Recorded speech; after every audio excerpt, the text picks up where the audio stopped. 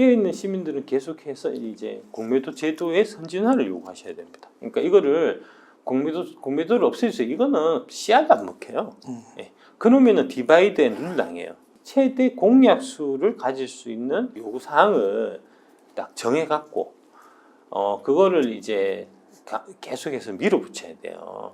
87년도 민주항쟁이 이제 성공할 수 있었던 게 독재, 청산, 호헌, 타도 네 마디를 딱 정해갖고 그거를 계속해서 이제 온 국민들이 막 얘기를 해서 한마음 한뜻으로 독재, 철폐, 호헌, 타도 이것만 막 계속해갖고 그래서 세상이 바뀐 거거든요. 87년에 이제 민주헌법이 생기고 우리가 우리 손으로 대통령 뽑을 수 있게 된 거거든요. 그러니까 요구사항은 최대한 간결하게 해서 최대 공약수를 가질 수 있는 거를 딱 정해서 그거를 밀어붙여야 돼요.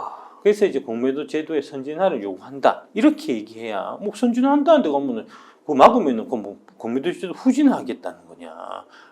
대항이 안 되니까.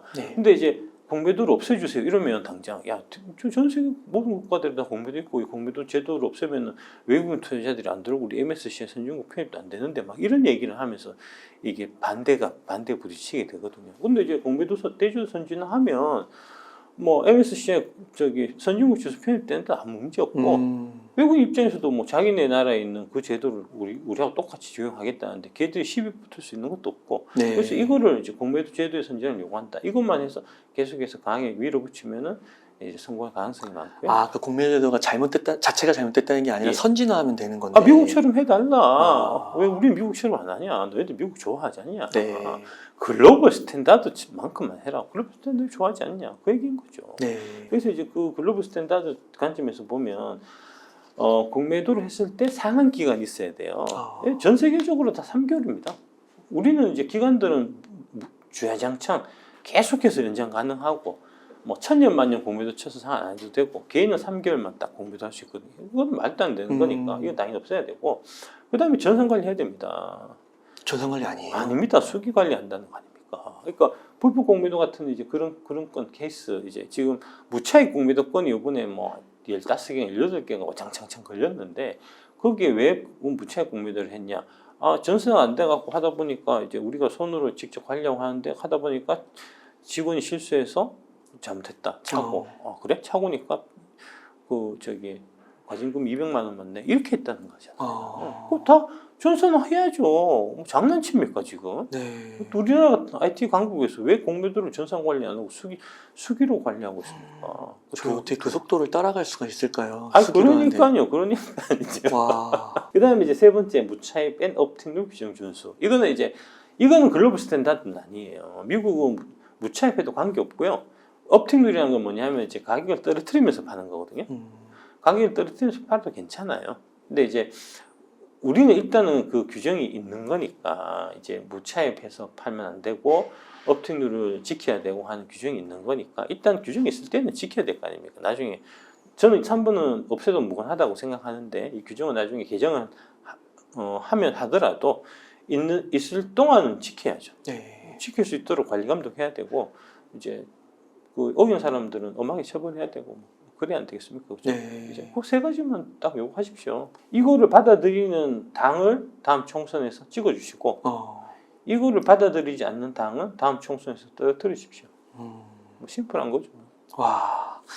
작가님 그 인터뷰하면서 좀 되게 계속 좀 감탄을 하게 되는 게 뭔가 이렇게 하나하나 계속 진척이 되는 것 같아요. 근데 이 과정은 진짜 전투와 같고 전쟁인 것 같은데 생존을 걸고 돈을 걸고 싸우는 것 같은데 시간이 지나면서 보니까 이게 하나하나 점점 더 구체화되면서 뭔가 스텝 바이 스텝으로 가는 전진하는 듯한 역사가 전진하는 듯한 이런 느낌도 들고요. 제가 대단한 사람입니다. 여러분들이 지금 생각하시는 것 이상으로 더 대단한 사람입니다. 이게 이제 제가 5월 말에 연락을 받았어요. 황희 장관이라고, 황희 국회의원이라고 민주당입니다. 민주당 이제 황희 국회의원이고 2003년에서 2007년까지 노무현 대통령 비서실 행정관 하셨던 분이고 그 다음에 계속 국회 쪽으로 넘어와서 이제 승승장구해서 21년에서 22년까지 문화체육관광부 장관까지 역임하셨던 이제 그런 분이고요. 그 노무현 대통령이 이제 평소에 특권과 반칙 이런 거를 이제 아주 좀 싫어하셨기 때문에 이제 지금 여의도의 공매도 제도는 이제 전형적인 특권과 반칙이거든요. 그래서 황희 그 국회의원께서 이제 연락이 오셨을 때 역시 이런 부분에 이제 노무현 대통령이 정신을 이어받으신 분이니까 뜻이 있으셔갖고 이제 전화를 하셨구나. 공매도 관련해서 좀 이제 의견을 듣고 싶다. 이제 국회의원 회관으로 들어와라. 이제 월요일 아침에 9시 반인가 제가 이제 그 시간이 그 미팅 시간이 잡혀 있었는데 이제 그 제가 집에서 5호선 타고 쭉 가고 있는 중간에 한 종로 상가쯤 갔을 때 네. 전화가 왔어요. 이제 황희 의원이 직접 전화한 거 아니고 황희 의원 밑에 이제 보좌하고 계시는 이제 이용엽 보좌관인가 그분이 전화하셔갖고 장관님이 갑자기 좀 몸이 편찮으셔갖고 그래서 이제 미팅을 좀 미루자. 네. 그거를 약속 30분 전에 전화하는 인간이 어디 있습니까? 야, 내가 웃었냐? 라는 생각을 제가 속으로 했지만 그래도 이제 국회의원 보좌관이셔갖고 내가 참았습니다. 예, 그냥 예, 그러시군요. 아이고 몸이 편찮으시니까 꼭 낫길 바랍니다.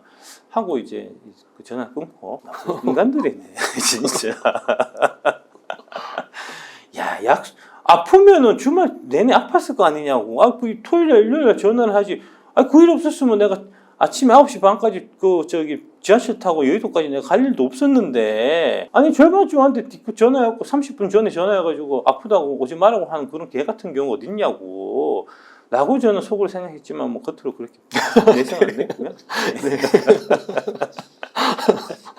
그런데 그게 문제가 아니고. 네. 이게 참. 그래도 민주당이고 특히 이제 여기 노무현 대통령 사람이니까 이런 부분에 대해서 이제 당연히 문제의식이 있고 그래서 이제 나를 만나자라고 얘기했었을 것 같은데 이게 국회의원들 전반적인 국회 전반적인 분위기가 이게 이 분위기가 아니구나. 공매도 쪽에서 편을 들어주는 쪽이구나 하는 생각에 되게 좀 씁쓸했었고요. 예. 그날 오후에 다시 전화가 왔어요. 이제 황희 네. 국회의원께서 전화를 직접 하셔서 네네네. 가만히 생각해보니까 하다가 내가 또 떠벌려갖고 막 얘기하면은 지금 큰일 날 것 같았는지 국회의원께서 전화하셔갖고 이게 좀 사실은 막 아프고 이게 목이 이제 코로나 같기도 한데 아닌 것 같기도 하고 하면서 막 전화하시는데 뭐 전혀 아파 안 보이더라고요 목소리는. 저는 그렇게 느꼈고 그래서 제가 이제 곧 나오면 연락 다시 꼭 드리겠습니다라고 하시더라고. 근데 뭐 목소리도 이게 목감기 이런 형태 독감 걸렸다고 하시는 분이 목소리도 전혀 독감 걸린 사람 같지도 않은데 다시 전화 올 리가 있겠냐라고 저는 생각했었고 역시 지금까지 전화가 없었습니다.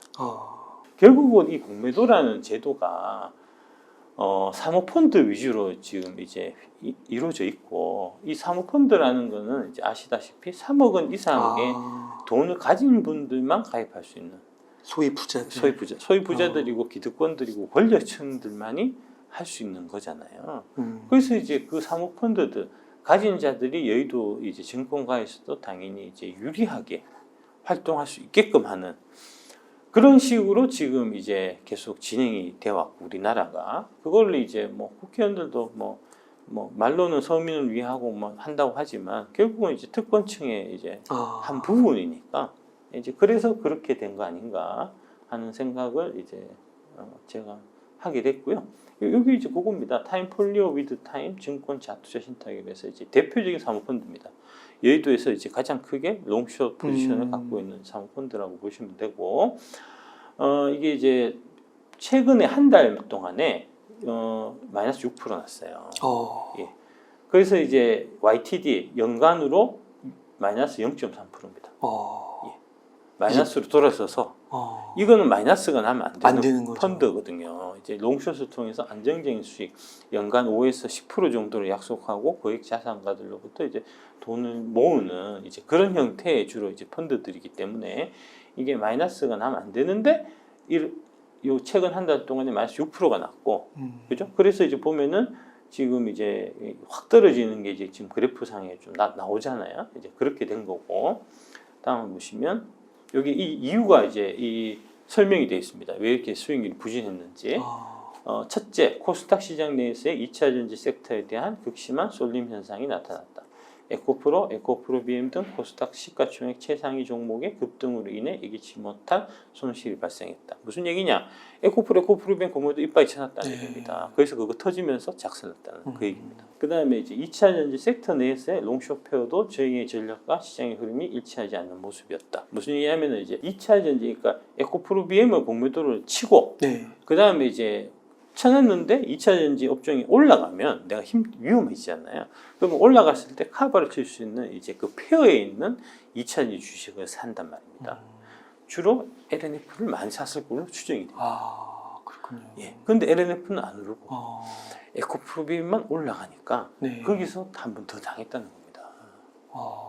페어가 그런 의미군요. 예. 4월 달에 이제 기억하실 텐데 4월 달에 이제 그 증권사 리포트가 에코프로 BM에 대해서는 다 매도 쪽에 리포트가 쏟아졌었고요. 네, 외국계도 다 그렇지 않나요? 예. 네.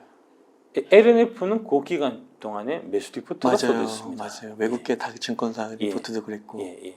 그게 무슨 얘기냐?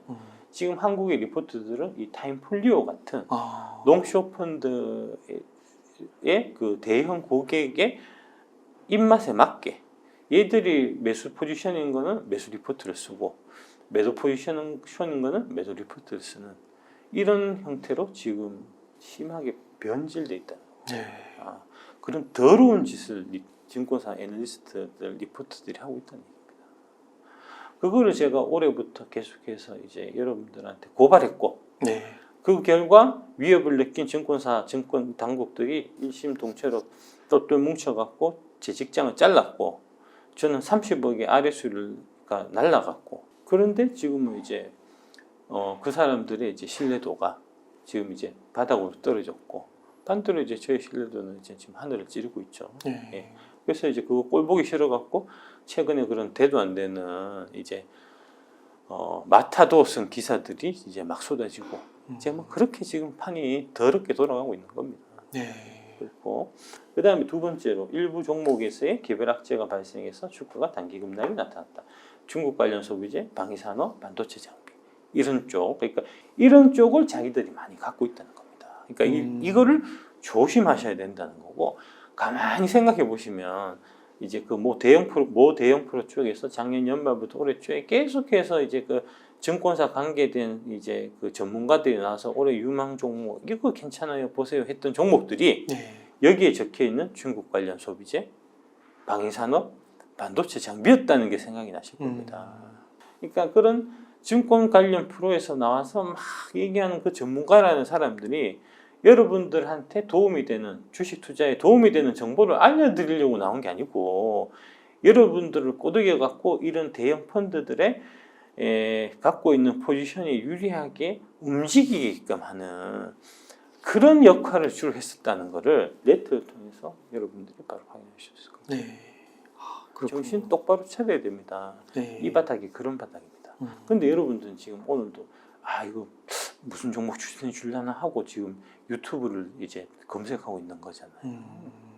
그렇게 해서 이제 저거 사라고 하는데 그럴듯한데 해서 딱 사갖고 며칠 좀 오른 듯 하다가 덜컥 물려갖고 비자발적 장기 투자되고 지금 그러는 거 아닙니까? 그렇군요. 정신 똑바로 차리십시오. 여기는 정글이에요. 전쟁터입니다. 그렇게 나이브하게 싸돌아다니면 총알 맞아서 금방 죽습니다. 그 추천하는 것의 저변에 뭐 이해관계나 이런 충성 없는 전쟁이 벌어지고 있다는 거를 다시 한번 기억해야겠네요. 예. 네. 이게 이제 그 타임폴리 아까 말씀드린 네. 거기 이건 공시된 자료니까요. 네. 6월 말 현재 주요 보유 종목이 이렇습니다. 삼성전자, FNF, LG생활건강, GKL, NC소프트, 호텔신라, LG에너지솔루션, CJ, SK하이닉스. 전반적으로 다 올해 많이 추천했던 종목들이고 올해 많이 수익률이 별로 안 좋았던 종목일 겁니다. 그래서 아까 보여드렸던 그 타임폴리오 이제 펀드의 운용 수익률이 나쁜 거고요. 네. 최근에 이제 2차 전지 그 에코프로비엔 공매도 이제 포지션이 크게 터지면서 연간 YTD가 이제 마이너스로 돌아서는 이제 그런 형태가 된 거죠. 타임폴리오 위드 타임이나 해서 롱쇼트 펀드 갖고 계신 분들 지금 빨리 환매하셔야 되고 환매해서 정상적으로 주식하세요. 쉽게 돈 벌 생각하지 말고. 여기 돈 맡기신 분들이 다 그런 거 아닙니까? 손해는 보기 싫고. 그 다음에 이제 선량한 일반 시민들이 하는 거 말고 나는 특별한 대접을 받아서 5% 10% 안정적으로 머리 안 굴리고 쉽게 돈 벌어야 되겠다. 마침 사모펀드가 그걸 해준다고 하니 돈을 맡겼다는 거 아닙니까? 그런 더러운 생각 버리고 빨리 환매하세요. 돈도 많은 사람들이 또 그렇게 해갖고 또 쉽게 돈 더 벌고 싶습니까? 그런 말씀 드리겠습니다. 그래서 제가 얘기하는 겁니다. 여의도의 로빈훗이라고 내가. 네. 그렇게 해서 쉽게 돈 벌려고 했던 그 더러운 수작을 내가 다 망가뜨리고 거기다 돈 맡긴 사람들 다 마이너스 나게 하고 대신에 이제 이게 2차전지, 한국 2차전지 산업을 내가 응원해야 되겠다. 한국 2차전지 산업에 정말 위대한 기업하고 동행해서 같이 성장 한번 해봐야 되겠다. 같이 대한민국과 같이 한 배를 타야 되겠다 하는 이제 좋고 선한 마음을 가지신 분들한테 얘기 왕창나게 제가 만들어 드린 거니까 그래서 내가 여의도의 로빈훗이라고 하는 겁니다. 네. 그다음에 네. 이제 반도체 얘기. 네. 반도체 빨리 파십시오. 반도체 빨리 파셔야 됩니다. 아까 말씀드린 그것 때문에 그런 겁니다. 지금 반도체 얘기하는 게 네. 롱숏 펀드들이 반도체 이빨 갖고 많이 있어요. 예. 삼성전자 하이닉스를 원래는 엄청나게 띄우려고 노력을 많이 했었는데 삼성전자는 너무 무겁고 그 다음에 SK 하이닉스가 그동안 좀 뛰어갔고 이제 조금 그래도 그나마 SK 하이닉스는 좀 많이 올랐는데 그것도 말도 안 되는 거고 그 SK 하이닉스 삼성전자 올라간 거 갖고는 2차전지 깨진 거에서 손해가 다 만회가 안 되기 때문에 최근에 띄우고 있는 게 반도체 소부장입니다. 정신 차리세요 좀. 언제까지 그렇게 속고 갈 겁니까? 좀 정신 좀 차리십시오.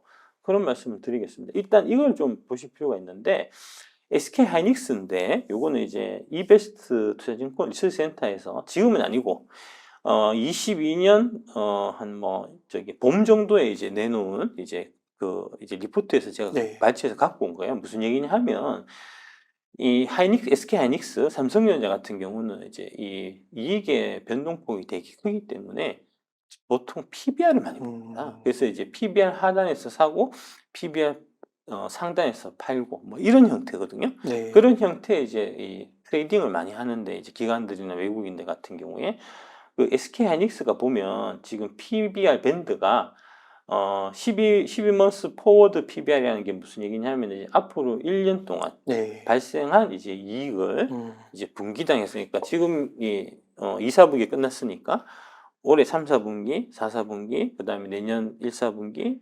24년 2분기까지 요 4개 해에 변동되는 거를 이제 감안해서 그 PBR이 몇 배냐 하는 거를 이제 지표로 나타냈다는 얘기입니다. 그래서 PBR 밴드가 대체적으로 0.9에서 1.5 사이에 쭉 움직였어요. 네. SK 하이닉스는.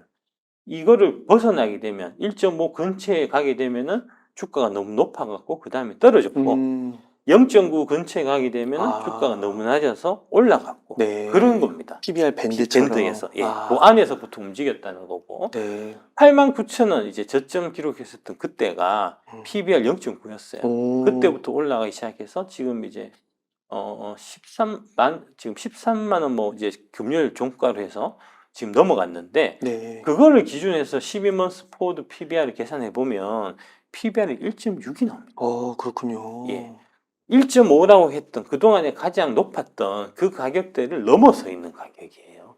여기 보시면 21년 초에 1.6까지 갔던 게 보이실 겁니다. 1.5로 살짝 넘어갔고 맞네요. 그때가 삼성전자, 구만전자, SK 하이닉스 15만 원 하던 바로 그 가격대예요. 네. 비싸다고 했던 왕창 전 국민들이 왕창 물렸던 그 밸류에이션 범위에 지금 도달해 있는 거라고. 그렇군요. 그래서 이게 일반적으로 이제 리서치 센터에 이제 평균적인 지금처럼 롱숏이 활발하게 돼 있고 그래서 이제 SK 하이닉스, 삼성전자 그다음에 반도체 소부장을 롱을 기관들이 이빠이 갖고 있는 상황이 아닌 정상적인 상황이면 여기서 애널리스트들은 당연히 매도 리포트가 나오게 됐습니다. 네. 매도는 못 쓰니까 모유라는 리포트가 나옵니다. 모유라는 리포트를 쓰고 그 안에 안 좋게 보는 이유들을 녹여낸단 말입니다. 행간에 녹여내요. 그래 SK 하이닉스한테 전화를 안 받으니까. 원래 그게 정상이거든요. 과거에 제가 애널리스트 할 때 다 그렇게 했었거든요. 지금 안 하고 있어요. 15만 원도 가고 나중에 18만 원, 뭐 20만 원, 뭐 그런 얘기까지는 하지만 어쨌든 간에 이게 지금 애널리스트들의 양심으로 지금 매도하고 유사한 형태의 의견이 나와야 되는 시점인데 롱숏 펀드들이 시장을 장악하고 있고 걔들한테 주문을 받아야 되고 하는 식으로 지금 여의도가 왜곡되어 있기 때문에 애널리스트들이 제대로 지금 얘기를 못 하고 있다는 그 얘기입니다. 오히려 반도체 호재가 많이 들리는데요. AI, 인공지능, 막 HBM 막 이래가지고. 그러니까요, 썩었다는 거죠. AI, HBM 해갖고 하면은 그러면은 이제 어떻게 되냐면은 SK하이닉스가 이게 막 늘어나갖고 지금 당장이 아니고 앞으로 12개월이니까 앞으로 1년 동안 그 HBM 관련해서 막 주문이 쏟아져서 거기서 돈을 많이 벌어갖고 북밸류, 그러니까 그게 이제 자본이 막 늘어서 이익이 이제 그 장부에 반영이 되면서 막 이게 그 BPS가 막 올라가서 주당 순자산 가치가 막 올라가갖고 PBR이 떨어져야 되잖아요. 네. 안 떨어지고 1.6이라니까요. 네.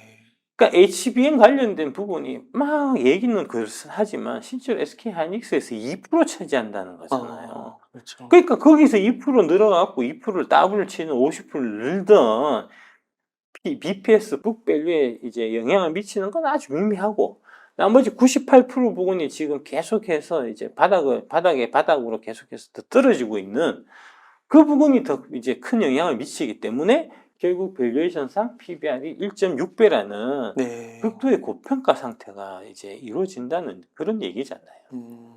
그렇군요. 예. 그럼 반도체 소부장은 좀 상황이 어떤가요?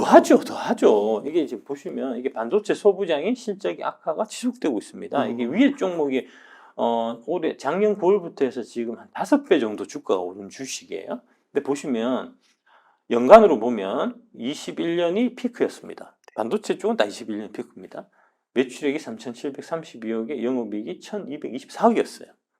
22년에 나빠지기 시작했죠. 하반기부터 나빠지기 시작했습니다. 그래서 이제 나빠지니까 당연히 장비는 발주가 안 나가고, 그래서 3,732억 매출액이 3,276억으로 줄고, 그에 따라서 영업이익도 1,119억으로 줄었고요. 네.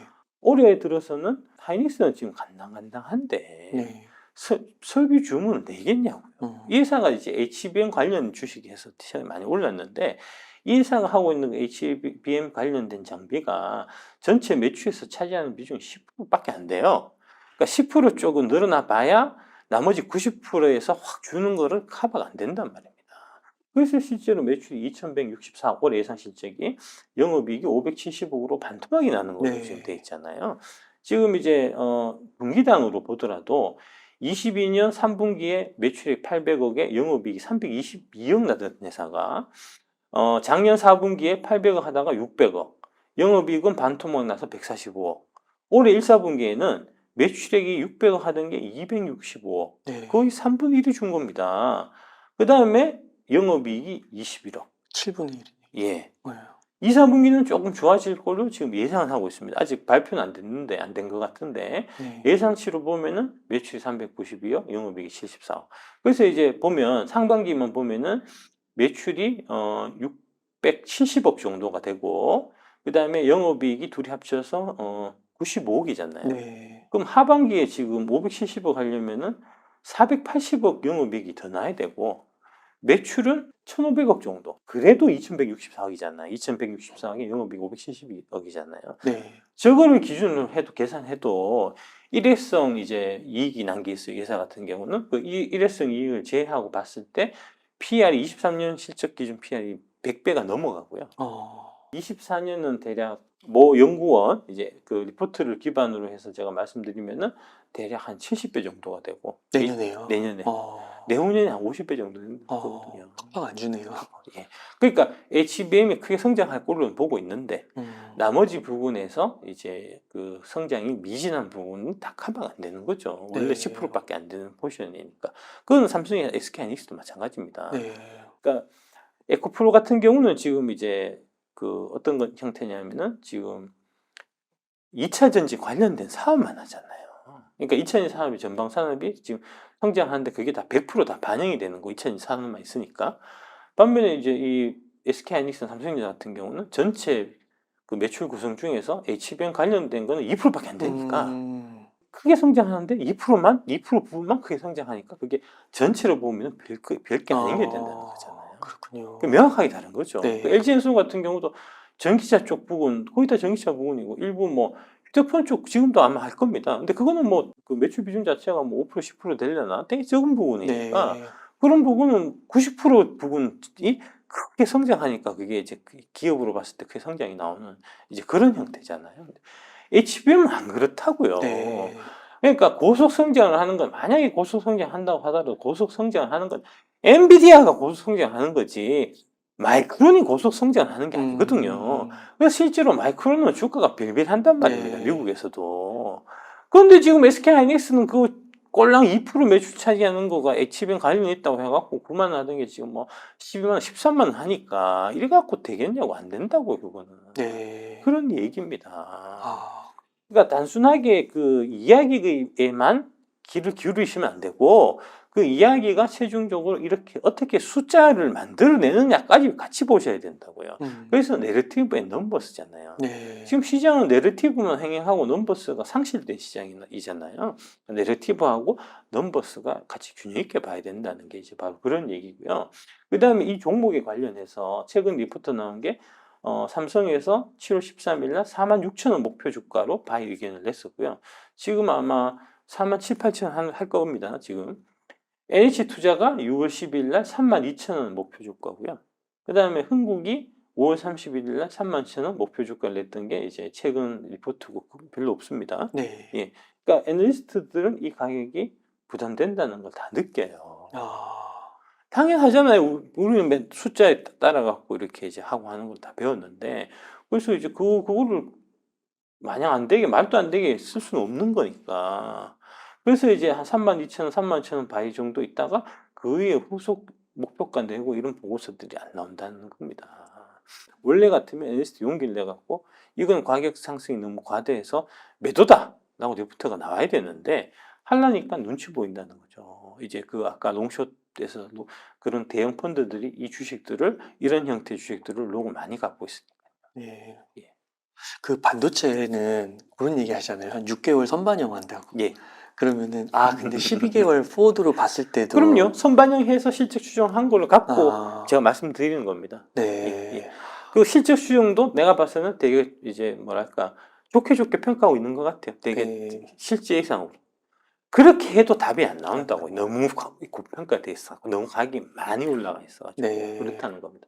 밑에 거도 마찬가지예요. 밑에 거는 이제 이 회사는 아니고 다른 회사인데 이것도 최근에 주가가 많이 움직이고 있는 이제 반도체 소부장 회사인데 보시면은 21년 12월에 3,773억 매출에 영업이익 1,000억 했다가 이 회사는 22년에 더 잘 팔았습니다. 4,379억에 1,239억 했다가 올해 들어서 2,896억 매출에 영업이익 580억 나올 걸로 예상하고 있습니다. 네. 반토막 나잖아요. 반토막. 네. 제가 반도체 장비 애널리스트 했다니까요. 네. 이건 너무너무 잘 알죠. 제가 이 구조는. 네. 후행해야 돼요. 반도체 주가 먼저 움직이고 한참 있다가 반도체 장비 주가 움직이는 거예요. 원래. D램 가격이 바닥치고 반등한다고 해서 반도체 회사들이 그러니까 이제 그 IDM이라고 하거든요. 이제 종합 반도체 회사들, 삼성전자, SK 같은 회사들이 바로 장비 발주를 안 냅니다.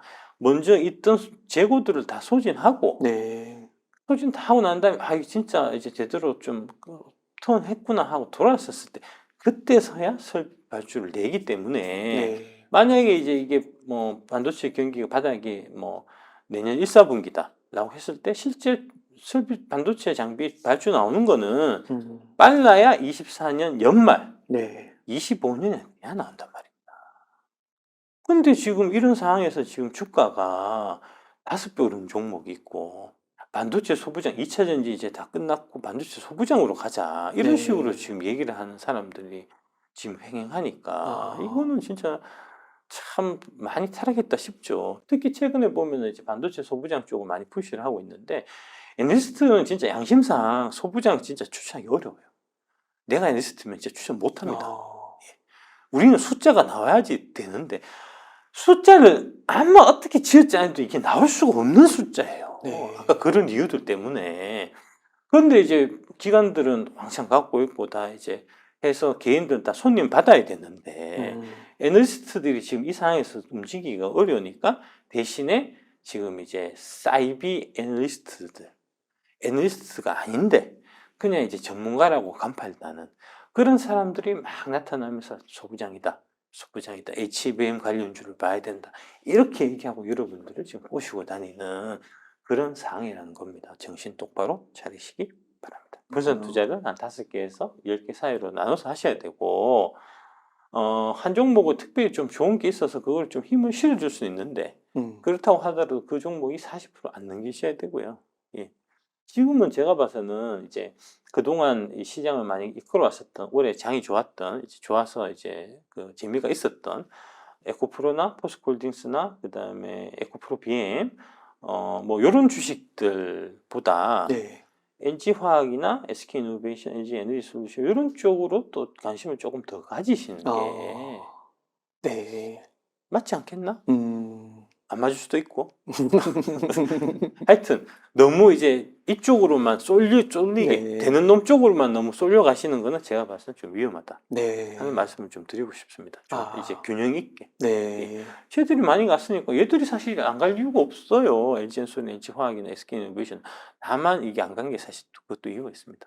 아까 롱숏에서 2차 전지 쪽에서도 이제 롱숏 펀드들이 LG엔솔이나 LG화학 우선주 이런 거를 롱하고 있었고 네. 에코프로나 이런 쪽으로 절시했거든요. 그렇군요. 그 영향이 여기에 사실 또 있는 거예요. 그래서 사실 못 움직이는 그런 측면도 분명히 있는 겁니다. 네. 근데 이제 뭐 그건 그거고 그거는 이제 좀 단기적인 수급적인 논리니까 오히려 그런 수급적인 논리 때문에 가야 될 주식이 못 가는 상황이 어떻게 보면은 싸게 살 수 있는 기회가 될 수 있는 거니까 그게 정확하게 작년에 전반대였어요. 작년에는 이제 그 양극재 중에서 이제 일단 뭐 포스코 퓨처엠하고 에코프로 BM을 보면 작년에 포스코 퓨처엠이 2배 오를 동안에 에코프로 BM이 하나도 안 올랐어요. 그럼 왜 그러냐면 그 아까 롱숏에서 포스코 퓨처엠은 롱이었고 에코프로 BM이 숏이어서 그렇거든요. 그때는. 근데 이제 그때 당시에는 그 이제 공매도 치고 이제 기관들이나 이런 사람들이 위세가 있어. 그래서 이제 그런 형태로 사실 움직였던 거고 그게 이제 수급적인 요인에 의해서 사실 포스코 퓨처엠만 가고 에코프로 BM은 못 가는 게 사실 말이 안 되잖아요. 같은 양극재인데 뭐 둘 다 같이 이제 사업이 크게 성장하고 있고 에코프로 BM이 사실 작년에 더 크게 성장했는데 기술력도 더 좋고 그래서 이제 에코프로비엠이 당연히 가야 되는데 같이 가든지 에코프로비엠이 더 가야 되는데 포스코 퓨처엠만 작년에 가고 에코프로비엠이 안 갔으니까 이게 자체가 말이 사실 안 되는 거였거든요. 근데 그렇게 말이 안 되게 만든 게 롱숏 이런 이제 사모펀드들 이제 이런 포지션하고 사실 관련이 있었던 거고요. 그래서 제가 생각하기에 이거 에코프로비엠은 되게 살 수 있는 기회다. 에코프로는 뭐 그때 나한테 관심도 없었고 오래 24년 때까지 어쨌든 그래서 제가 이제 그래서 에코프로비엠 살 타임을 좀 노리다가 작년 12월 올해 1월부터 제가 사기 시작한 거거든요.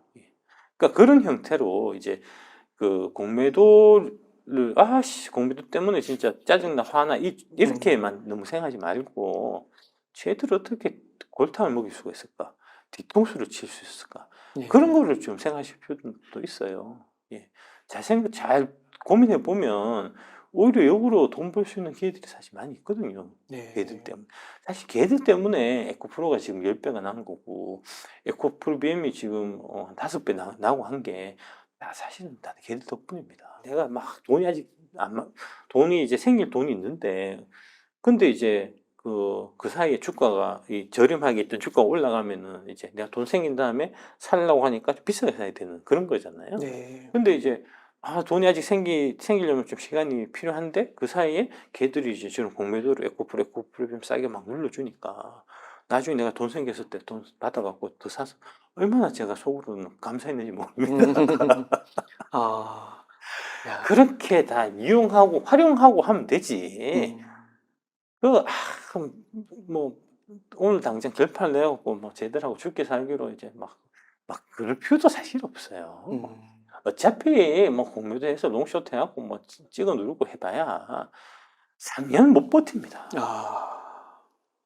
일시적으로 뭐 6개월, 1년 정도는 뭐 어떻게 찍어 누르고 할 수 있지만 결국은 3년 넘어가면 밸류에이션 따라서 가게 돼 있어요. 그 기업 따라서 주가 움직일 수밖에 없는 거기 때문에 네. 내가 3년을 투자한다고 보면 막 그런 거 다 신경 사실 안 써도 되고 그냥 이제 충분하게 이제 그 기업의 가치, 그 다음에 그 가치에 비해서 현재 주가는 어떠한가 하는 그 밸류에이션, 그 두 가지만 보고 이제 장기로 그 기업을 믿고 쭉 가시면 그럼 당연히 수익 나게 돼 있습니다. 근데 5개 이상 사세요. 제발 좀 종목을 5개 이상 좀 사라고 좀 네. 한두 개 사고 와갖고 좀 징징거리지 말고 네 욕심 나갖고 한두 종목 몰빵 쳐놓고는 그 빠졌다고 왜 자꾸 나한테 와서 징징거리냐고 진짜.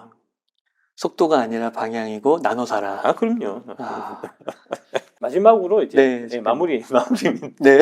여러분들한테 이제 꼭 드리고 싶은 말씀이 행복하려고 주식 투자하십시오. 네. 주식의 노예가 되지 마시고, 이게 이제 선댕 TV에서 제가 얘기했던 건데 좀 좋은 얘기 같아서 다시 한번 이제 네, 써보고 너무 좋습니다. 말씀드리고요. 네. 예. 그러면 이제 행복하게 주식하려면 어떻게 해야 되느냐? 그건 제가 찰리 채플린의 말씀을 좀 인용해서 말씀드리겠습니다. 네. Life is a tragedy when seen close up, but a comedy in long shot 해서 인생은 가까이서 보면 비극이고 멀리서 보면 희극이라는 얘기입니다. 멀리서 보시라는 얘기입니다. 네. 주식 투자할 때 일희일비하지 말고 자꾸 그 MTS 핸드폰 좀 쳐다보지 말고 핸드폰 좀 꺼놓고요. 그 시간에 집에 이제 사랑스러운 아내, 자녀 이런 거 좀 더 신경 쓰시고 네. 직장의 그 동료들 이런 사람들하고 또 더 친하게 지내려고 노력하시고 이 세상이 지금 어떻게 변하고 있고 나라는 사람은 도대체 어떤 존재고 이제 뭐 그런 것들 이제 그런 것들에 대해서 이제 좀 그 인생을 배우고 세상을 이해하고 네. 이런 노력을 하셔야 이제 행복하게 주식이 되는 거고요. 네. 당장 하루하루 등락이 막 해갖고 막 150만 갔을 때 내가 팔아갖고 지금 이거 100만에 샀으면 와 주당 50만 원이니까 야 곱하기 30주 하면 돈이 얼마 이런 계산차 하지 말고요. 네. 네? 좀 멀리서 좀 떨어져서 좀 길게 보고 주식하시라. 그래야지 행복하게 주식할 수 있다 하는 말씀을 제가 드리고 싶고요. 이걸 한번 말씀드리겠습니다. 에코프로가 지난주에 그렇게 쌩 난리가 났는데 지금 이제 7월 21일 날 지난주 금요일 날 종가, 그러니까 이제 지난주 시초가가 114만 3천 원이었고요. 종가가 어떻게 끝났냐? 110만 4천 원이에요. 네. 딱 3.4% 빠졌어요. 아. 한 주에 보자. 일주일에. 일주일에 3.4%밖에 안 빠졌다고. 그게 그렇게 쌩 난리 칠 일이냐고 하는 얘기입니다. 멀리서 봐야 되겠네요. 멀리서 보라고요. 네. 당일로 보면 이제 150만에 내가 일단 그 150만 원 됐을 때 그게 일단 내 원금이라고 생각하고 찍힌 게 야 이게 내가 이만큼 벌었다고 생각하고 거기서부터 보니까 95만 6천 원까지 떨어지고 막 이러고 할 때 계산해 보면은 막 눈에 눈물이 나는 거 아닙니까? 야, 몇 억이 날라갔네 이렇게 되는 거 아닙니까? 그렇게 생각하지 말고요. 그렇게 왕서방식으로 생각하지 말고요. 어떻게 주식이 중간에 한 번도 안 빠지고 맨날 올라가기만 합니까? 어떻게 주식이 돈 복사기가 됩니까? 돈 복사기 같은 소리 하고 있는데 그러니까 그렇게 떨어지고 그러지. 그런 거죠. 그런라는 거라 얘기죠. 그냥 떨어져 보면 한 주에 3.4% 빠졌고 한 달 전에 가격이 얼마였냐면 에코프로가 75만 4천 원이었습니다. 한 달 전에 비해서는 지금 46.4% 올랐어요. 46.4% 이제 예금으로 46.4% 내려면요. 네.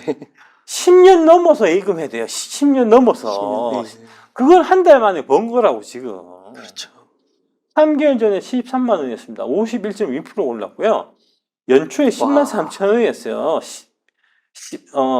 10배, 10배 올랐고요. 3년 전에 3만 5,350원이었습니다. 35배가 올랐고요. 10년 전, 그러니까 2013년 7월 28일 날 1,550원이었습니다. 1,464%. 100배가 오른 거라고요. 105배가 오른 거라고요. 10년 전에서부터 지금까지 105배가 오를 동안에 그냥 오르기만 했겠냐고. 그냥 오르기만 했겠냐고요. 맞아요. 중간중간에 어마어마한 오르곡이 많았을 거 아닙니까? 중간에 이동식 회장 구속되기도 하고, 그거 공장에 불나고, 그 다음에 이제 공장에 불나고, 그 다음에 내부자 거래 발각되고 해갖고 막 작살나고 막 하한가 맞고 했던 게 불과 1년 전의 얘기예요. 있어요. 1년 반 전, 그러니까 22년 1월 달에 있다고요. 그런 고비가 한두 번이 아니었을 거 아닙니까? 중간중간에. 네. 근데 지금 와서 보면 이게 이 100배 오른 상태를 갖고 있는 사람 입장에서 보면 어떻겠습니까? 그렇죠. 얼마나 웃기겠습니까? 맞아요. 주식이란 그런 겁니다. 아까 말씀드렸던 주식 투자는 짧게 보면 비극이고 길게 보면 희극이라는 얘기가 바로 이런 얘기입니다. 네. 이런 느낌으로 좀 이제 관조적으로 보셔야 돼요.